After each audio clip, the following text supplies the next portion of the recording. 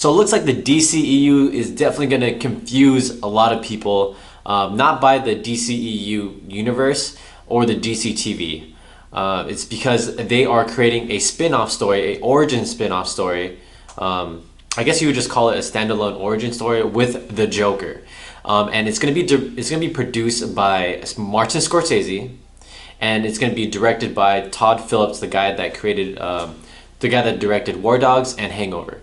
I think this is a very interesting announcement.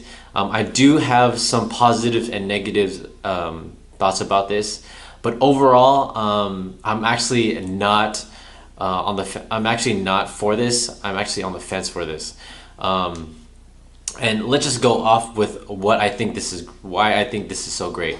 I think this is great because Martin Scorsese is attached to it. Obviously, he's a brilliant director slash producer. I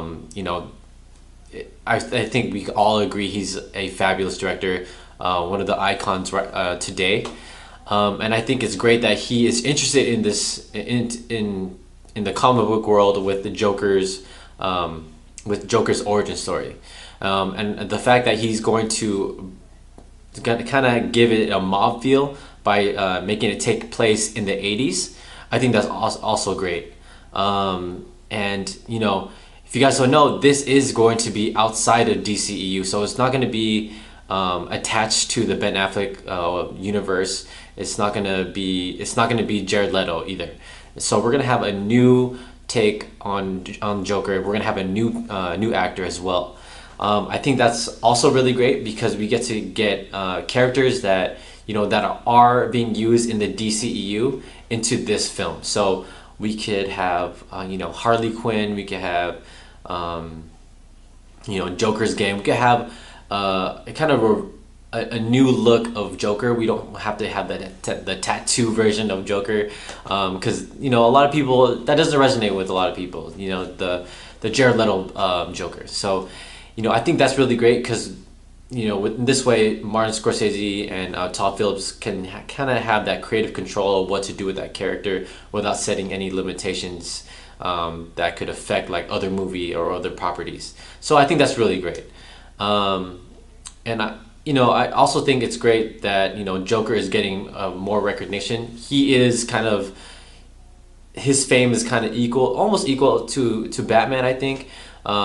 But he's definitely one of the greatest villains, I think, in the whole world. So more stories about him, the better. So I think those are all my positives for this story. So for my negatives, I'm one of those type of people that if you're gonna build an empire or build a universe, in this case, every decision you make at that point has to build on that universe. It has to make it better. With the DCU, we started off with Man of Steel. It was very divisive, and then Batman vs Superman came, very divisive. We'll skip over Suicide Squad because I don't think the majority of people didn't like that movie, especially after rewatching it. But with Wonder Woman, we finally got, after all the reactions and after all the fixing that Warner Brothers had to adjust to kind of like see what they're doing wrong. Wonder Woman was that movie to kind of show us what they learned about all the negative feedback that they got. This is their correction. This is what we could see in the future of DCEU, this kind of movie. And so I'm super excited for Justice League because with Joss Whedon and Zack Snyder's work into one movie, I think it's going to be a very powerful movie. I have no doubt it's going to be awesome. So with that said, they do have a lot of problems going on and they're still trying to fix it. With that being said, they're going to go ahead and try and make a separate, like an Elseworld story with the Joker that has nothing to do with all the mess that they're handling right now. And that's kind of like conflict of interest, right? Because if we have Jared Leto here and we have a new character here, and then they're just going to be like basically competing against each other. because Jared Leto's gonna be coming back one of these days. I think he's gonna be coming back for Suicide Squad 2 and the Gotham City Sirens movie. So that's definitely something to look forward to for the Jared Leto fans. But this new Joker movie, we don't know who they're gonna cast. It's not gonna build on anything. It's just gonna confuse everyone, especially the general audience. If you're watching this video, it's because you either one stumbled upon this video because of the title, or two, you've been following us and you have been looking at the movie news quite often. You're up to date with things, so you have a grasp and an idea of how these worlds work.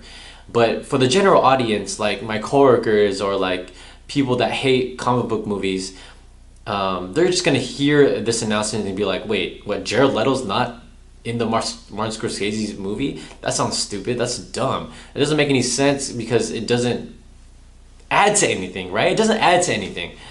And the other thing that I'm super like frustrated with is that no one wants, at least for me, I don't want a origin story of the Joker. I don't want to sympathize with him. I don't want to know how he became crazy. You know what I mean? Like, I rather have his background in mystery. I think that's one of the great things about the Joker is that, there's like different iterations of his origin story, and we don't know which one's true. In the comic books, he says, he touches on this. Like, he understands that there's different stories about his origin story, and he says my past is a multiple choice, and that's how it should be. I don't want this to be the definitive version of his origin to the general audience, because I don't want people to know what his origin story is, because it kind of kills the character for me. Just quiet. But if they're doing the mobster style movie like they are, I hope they just start with like a young Joker, like him just being the Joker in his early career. I'm really for that, and this whole thing kind of sounds like a Sony story, with how they're doing they're doing a Venom story that's not attached to the MCU, but they still have, like, it's in like the Spider-Man universe. Like, what the hell? Like, it doesn't make any sense. Like, you can't have Venom without Spider-Man, and you can't also have Joker with Batman without Batman. So does that mean if we're having Joker, are we gonna have Batman as well? Like, is he gonna be like in the are we gonna see him in the background? Are we gonna see a different Bruce Wayne? Like, it doesn't make any sense. Like, it's so confusing. It's so frustrating. Like, it's, oh man, like I understand why people think this is an awesome story. Like, this whole project is exciting because Martin Scorsese is attached to it. If he wasn't attached to it, would you still be excited for it? That's the question that I have for you, because Martin Scorsese, as legendary as he is, I'm sure not all of his movies are a home run, and so I have a feeling he just went into Warner Brothers meeting and was like, "Hey, I want to make a Joker movie," and then they're like, we're kind of dealing with this universe right now, but hey, we're interested because you're a legend, right? Because you're an icon." And so I think he kind of used his power against the Warner Brothers and kind of just did his thing. So that's how I feel about that. It's something to look forward to. So I guess what I'm saying is I need more information. I need more information about what this whole project would be like. And I just need more information about it. I'm so against this. Like, this goes against like my comic book version life, I guess. I understand how people are excited for this. I understand why people are against this. I guess what I want to know is when is the release date on this movie, right? And they're still creating the script, so I know they're not really attached to a date right now. I think they're just doing as they go. So if this is like maybe years and years after after like the Justice League movie, and after the standalone Batman movie, and it's like in 2022 or something like that. I think it could work at that point, because at that point, you know, DCEU has already been built. We're already used to it. Hopefully, it's successful at that point, and we saw like Jared Leto a couple more times. If the movie was placed at that point, you know, I'm all for it, because, you know, it's not going to confuse the audience at all,